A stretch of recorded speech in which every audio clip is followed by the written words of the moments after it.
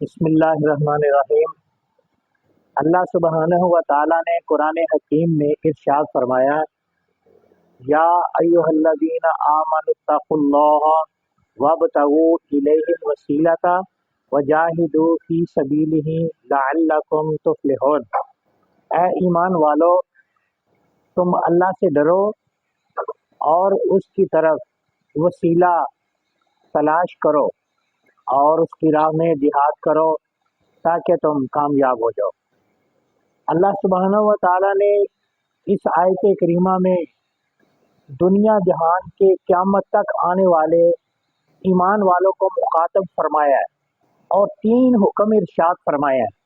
پہلا حکم یہ ہے کہ تم اللہ سے ڈرو، وہ کام کرو جس میں خدا راضی ہے اور وہ کام نہ کرو جس میں خدا تعالیٰ ناراض ہے۔ یہ اللہ سے ڈرنے کا معنی ہے۔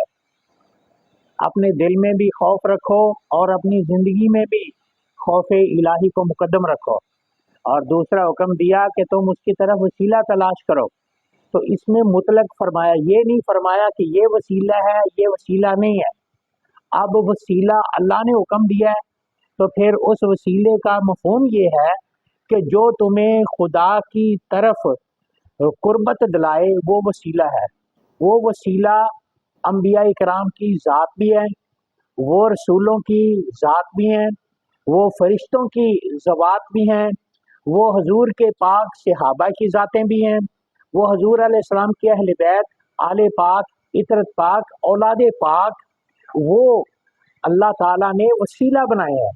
اسی طرح اعمال صالحہ وہ بھی وسیلہ ہیں، اسی طرح نیک اعمال وہ بھی وسیلہ ہیں، نیک لوگ بھی وسیلہ ہیں، اللہ تعالیٰ کے اسماء وہ بھی وسیلہ ہیں، وہ ذاتی اس کا نام وہ بھی وسیلہ ہے، صفاتی نام وہ بھی وسیلہ ہے۔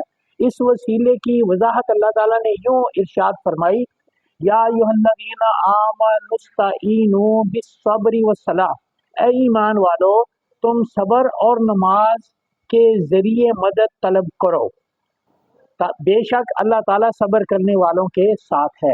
اس آیت کریمہ میں اللہ تعالیٰ نے بتا دیا کہ نماز جو ہے یہ بھی قرب خداوندی کا ذریعہ ہے، یہ بھی وسیلہ ہے۔ صبر یہ قرب خداوندی کا ذریعہ ہے، یہ بھی وسیلہ ہے۔ اسی طرح دنیا میں جتنی پاک ہستیاں ہیں وہ بھی وسیلہ ہے، قرآن پاک بھی وسیلہ ہے، حضور صلی اللہ علیہ وسلم کے بیٹے بھی وسیلہ ہیں، حضور کی بیٹیاں بھی وسیلہ ہیں۔ اب آئیے ہم حدیث پاک سے اس کی وضاحت طلب کرتے ہیں۔ دلائل نبوہ میں جلد 5 ہے اور مستدرک کی جلد 3 ہے۔ اس میں حضرت آدم علیہ السلام سے جب وہ امر صادر ہوا تو اللہ تعالیٰ سے عرض کیا، یا اللہ مجھے اپنے حبیب کریم صلی اللہ علیہ وآلہ وسلم کے وسیلہ سے میری توبہ قبول فرما۔ تو اللہ سبحانہ و تعالیٰ نے ارشاد فرمایا، آدم میں نے تو اپنے حبیب علیہ السلام کو ابھی پیدا ہی نہیں کیا، تجھے کیسے پتہ چل گیا؟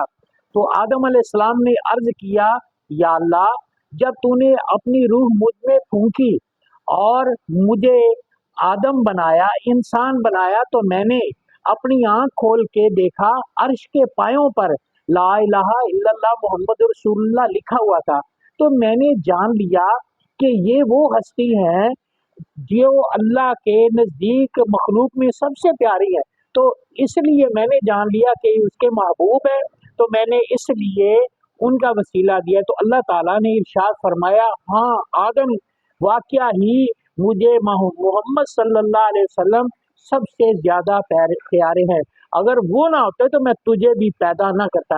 دوسری حدیثوں میں بھی یہ بات آتی ہے، اللہ تعالیٰ نے فرمایا کہ اگر میں محمد صلی اللہ علیہ وسلم کو پیدا نہ کرتا تو میں کائنات کی کوئی چیز نہ بناتا، نہ آسمان بناتا، نہ زمینیں بناتا، نہ فرشتے بناتا، نہ عرش بناتا، نہ کرسی بناتا، نہ لوح بناتا، کچھ بھی نہ بناتا، حتیٰ کہ میں اپنا رب ہونا بھی ظاہر نہ کرتا۔ تو حضور علیہ السلام کی ذات وسیلہ ہے اور نیک صالحین اولیاء اللہ وہ وسیلہ ہیں۔ تیسرا حکم اللہ تعالیٰ نے ارشاد فرمایا کہ تم جہاد کرو، تو جہاد اور اللہ سے ڈرنا اور وسیلہ یہ کامیابی کا ذریعہ ہے۔ تو جو لوگ یہ کہیں کہ نہیں جی نبی ولی وسیلہ نہیں ہے، نیک اعمال وسیلہ ہے، ان کے پاس کوئی قرآن کی نہ دلیل ہے نہ حدیث کی دلیل ہے۔ دلیل شریعہ وہی ہے کہ جو ہم نے ذکر کر دی ہے۔ اللہ تعالی ہدایت عطا فرمائے۔